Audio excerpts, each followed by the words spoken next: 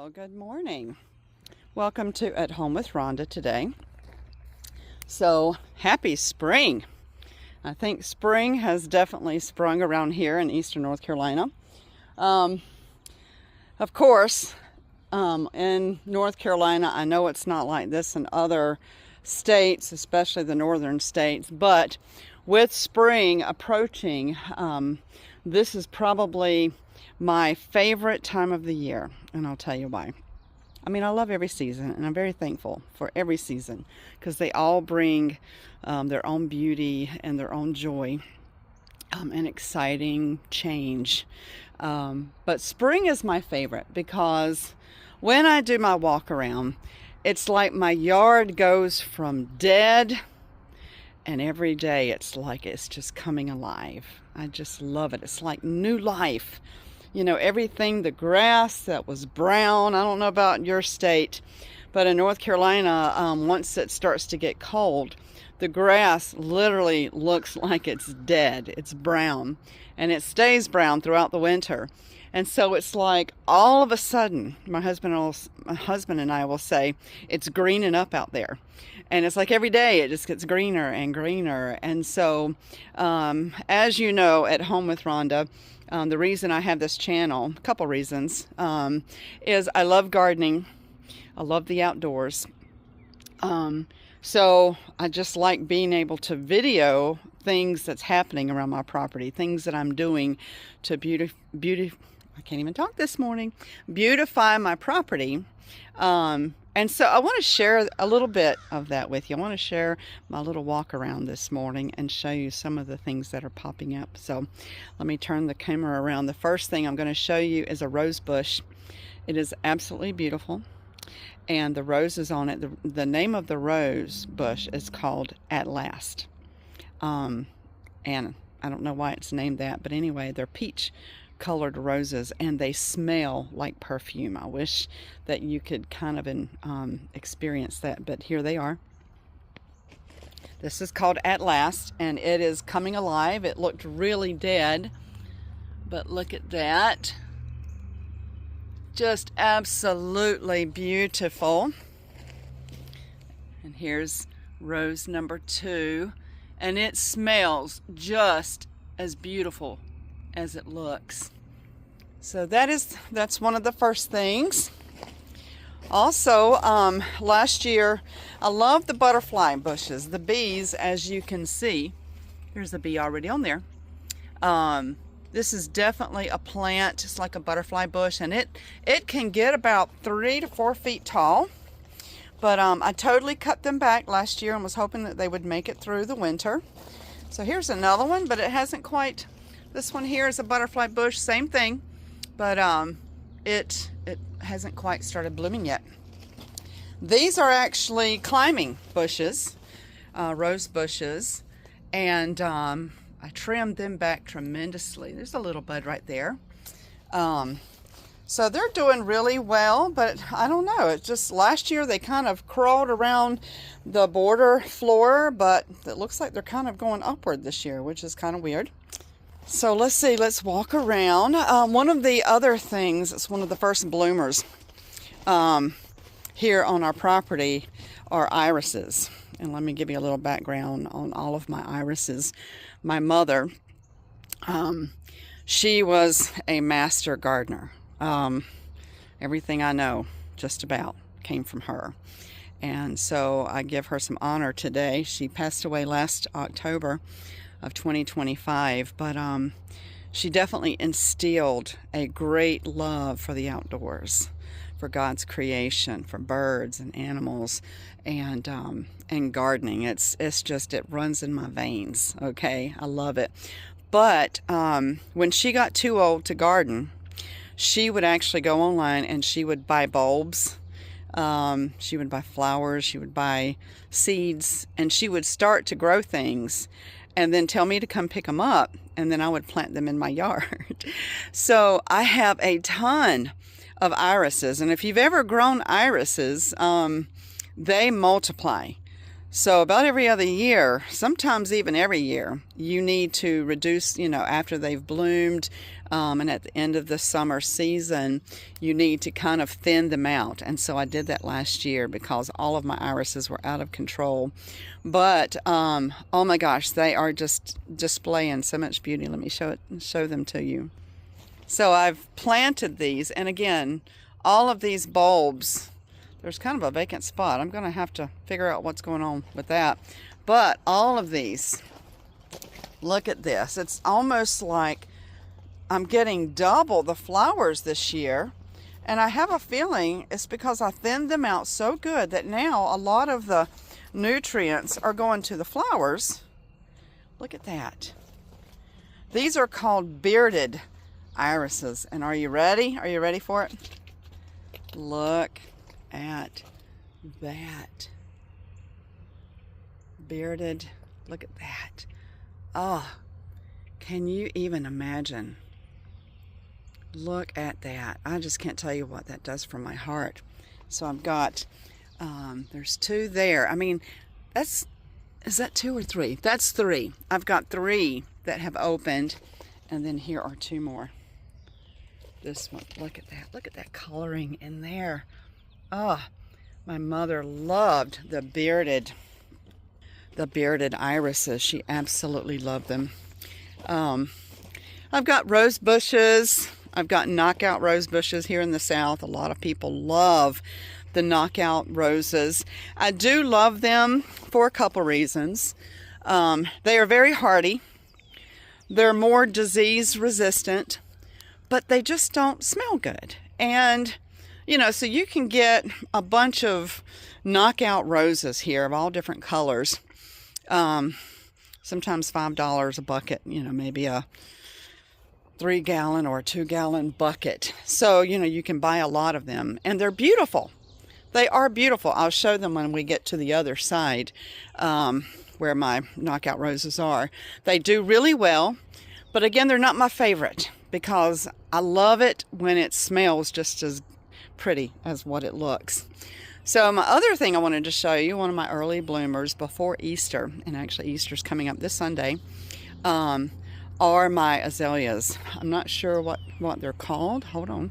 I've got a little card. Whenever I plant something, I try. They're called Johanna. It's Johanna. I don't know if the H is silent, but anyway, it's Johanna, whatever it is. But I'm going to show these to you. Look at that. And the sun's not completely like shining right now, so you're not going to get as beautiful, but look at that. These will completely fill up. So I've got 4 of these. Look how beautiful.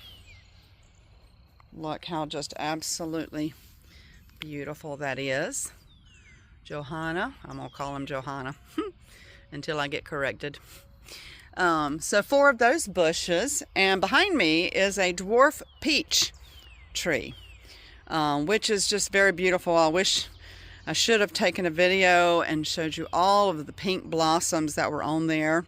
This tree will produce peaches, but they're not really edible that I have found. I don't know, maybe I need to give it more fertilizer, but the ones last year, it was a peach, but definitely not edible. So here is my blueberry bush, and we got a little bee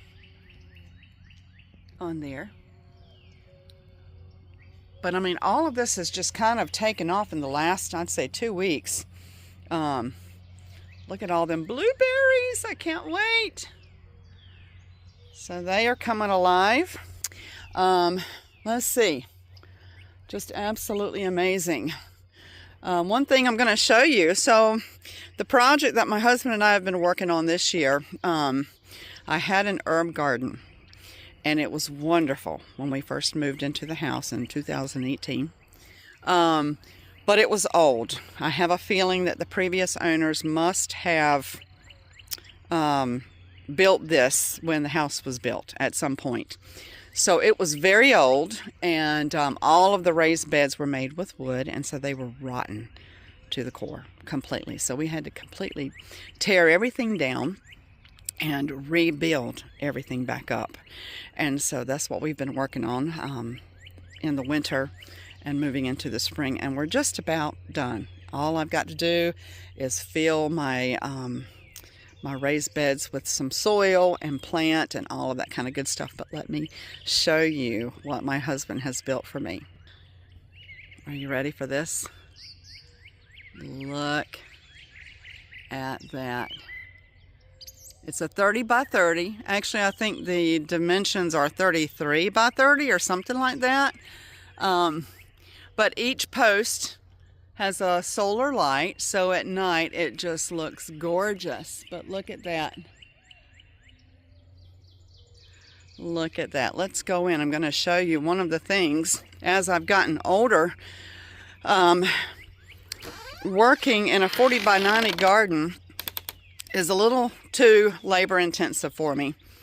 So this is kind of this is going to be where I garden, keep everything in. I've been doing some research.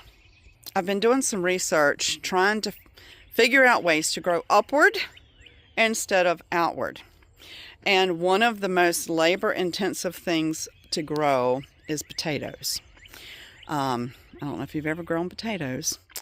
It's fun and it's exciting, but having to be on my knees, digging out potatoes and all of that, I just can't do that anymore. And so I started doing some research and found that a lot of people do these potato towers.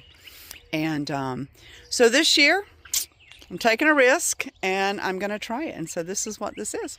And basically all it is you take hay and you make a nest at the bottom of hay.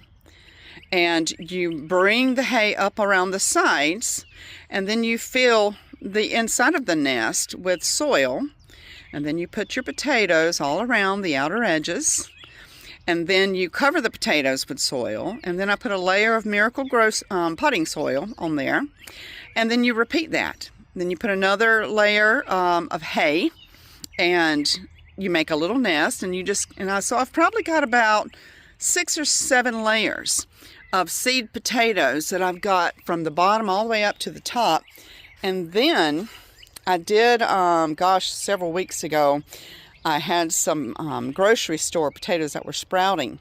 So I put them in pots, and so what I did is all those that I've already got that's sprouting here, I put those at the top. So yeah, I've got high hopes, I hope. And so basically at the end of the season, whenever your plants completely die out, we should be able to clip those little things right there, put a tarp around it, and just dump it all out, and there are my potatoes, supposedly. I have high hopes. I'm hoping that will revolutionize my potato growing. So moving on to the next thing that I'm excited about this spring is, it's been about maybe 2 years ago that I saw on Facebook Market, this lady had a ton of muscadine grape vines, grape plants, and they were huge and they were out of control, and she was wanting to clear her yard. So she went on Facebook Market and she said, I've got these muscadine grape vines. If anybody wants them, come get them, but you have to come and dig them up yourself.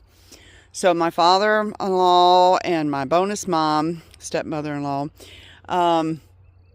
we went out there and we dug them up. And so, of course, they were in shock. And actually, I think it may have been like 3 years. I can't remember. But anyway, the first couple of years, the vines did well, but we didn't get any grapes. Last year, we got a few grapes. This year, it looks like we're going to get a lot of grapes. So I'm really excited about this. Look at this.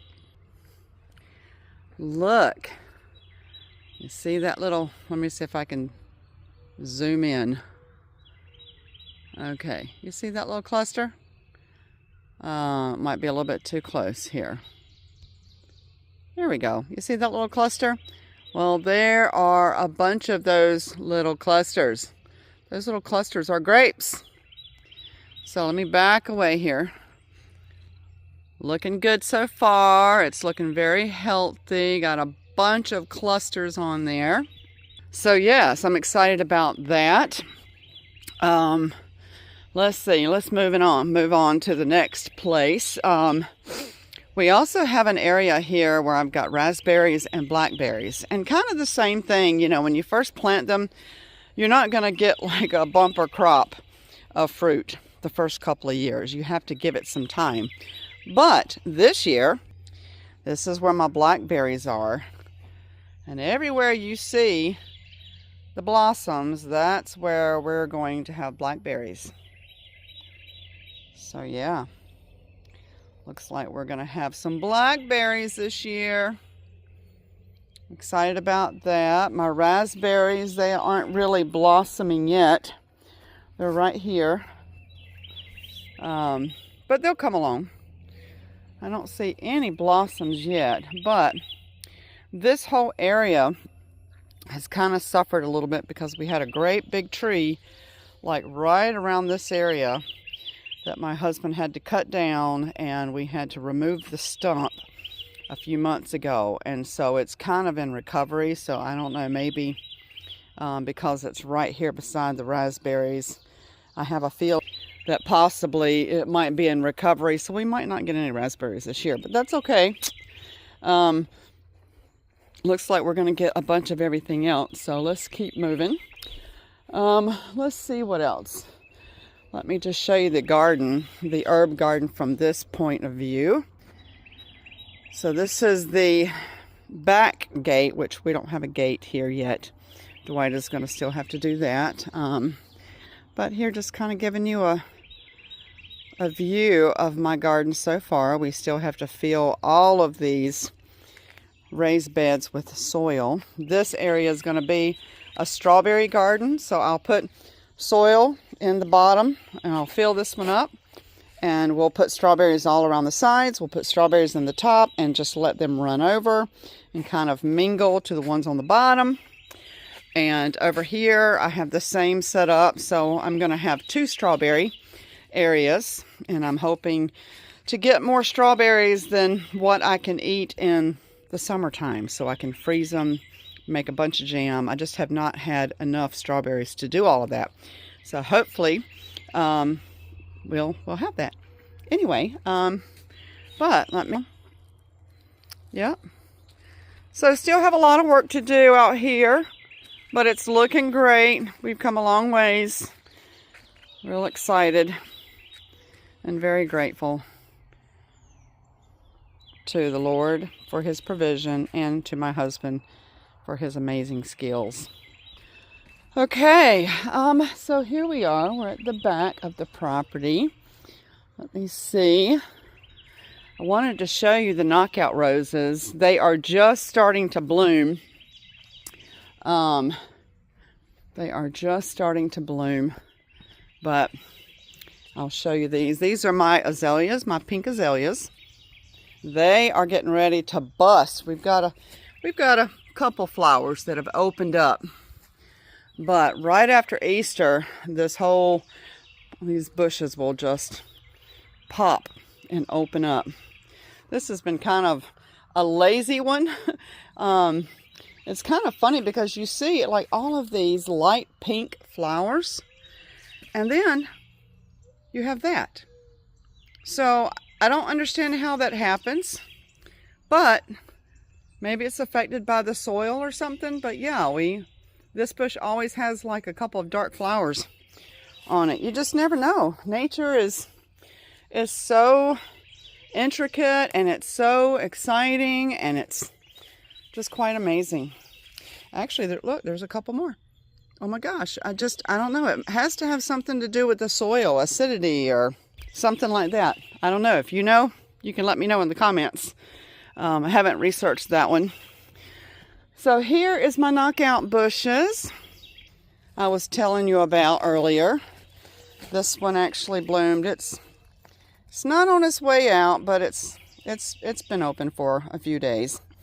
But this is kind of what, and so there's not as many levels. Also, they're beautiful, but they're not as pretty as like some of the roses that just have like layers of rose petals. But these are great bloomers, as you can see. I've got several buds that's going to be popping out here in just a bit. This, you can't see it now, but this is an absolute beautiful yellow rose bush. So I will show you that later when it starts to bud and bloom. So I think that's about it for now. There might be one more. Hopefully there's still a bloom on that. I have a tulip tree, and of course the tulips have fallen off, but I'll show you the bush anyway. It actually had a flower on it yesterday, so I should have taken a picture of that, but anyway, I'll show you the bush, but there's no bloom on it anymore. This is called a tulip tree. I know you've seen them. They are absolutely beautiful. Here are the petals that fell off. But they are just beautiful. It has these little tulip flowers on them, and it'll grow to be, you know, a big tree. But just absolutely gorgeous. Like a tree full of tulips. They're just beautiful. So I'm excited about that. It's young. I have another one. I have 2 of them. And it's going to take several years to get that going. But last thing I'm going to show you is I have a peony, or some people call it peony. Here in the South, I think more people call it peony than they do peony. So anyway, either one, peony or peony. So this one, it's not blooming yet, but it's coming. These are beautiful. They're like magenta colored. I have 2 of them, that one and this one, and they are looking great. So I'm excited about that. I will show you what they look like after they bloom. And I think that's going to be all for today. But thank you for taking a walk around with me. I hope that you have a great weekend and that you will be blessed, that God will bless you and keep you, that He will shine His face upon you and your family, and that He will give you peace today. You have a great day. Go and do something for the Lord. Just, you know, ask Him to bless the work of your hands and the path of your feet, and just keep your mind open for those opportunities that God wants you to share some good news with somebody. The good news of Jesus. Happy Easter, everybody. He is risen. Yes, He is indeed. Take care.